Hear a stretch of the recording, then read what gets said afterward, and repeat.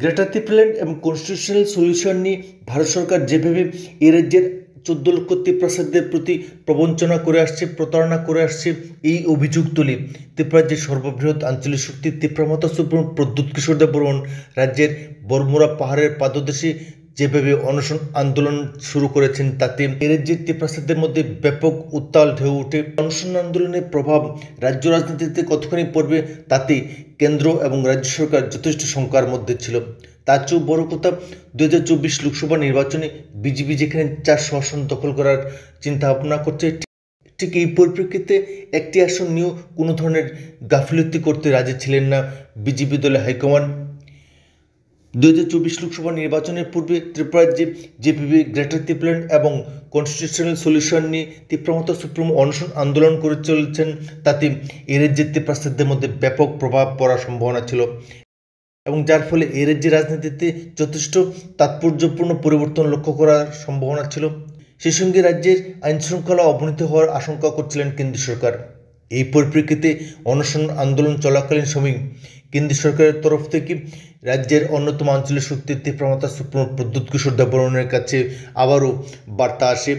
আলোচনার টেবিলে বসে এই সমস্যার সমাধান করার জন্য বার্তা পেয়ে পুনরায় দিল্লি ছোটেন ত্রিপুরা সুপ্রিম প্রদ্যুৎ কিশোর দেববর্মন। যদিও ইতিপূর্বে কেন্দ্রীয় সরকারের বিরুদ্ধে অভিযোগ তোলা হয়েছিল যে গ্রেটার ত্রিপুরাল্যান্ড এবং কনস্টিটিউশনাল সলিউশন নিয়ে বারবার প্রতারণা করে আসছে কেন্দ্রীয় সরকার, সে সঙ্গে রাজ্য সরকারও এই বিষয়ে যথেষ্ট দায়িত্বশীল ভূমিকা নিচ্ছিল না।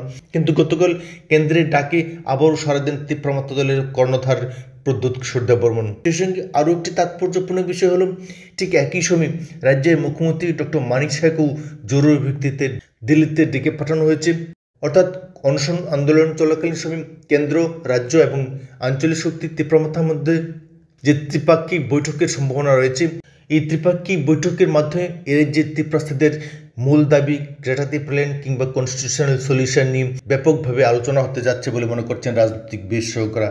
কিন্তু মৌলিক প্রশ্ন হচ্ছে, কেন্দ্রীয় সরকার কি প্রদ্যুৎ কিশোর দেববর্মনের দাবি মতো লিখিত প্রতিশ্রুতি দেবে? গ্রেটার ত্রিপুরাল্যান্ডকে কেন্দ্র করে সংবিধান সংশোধন করবে?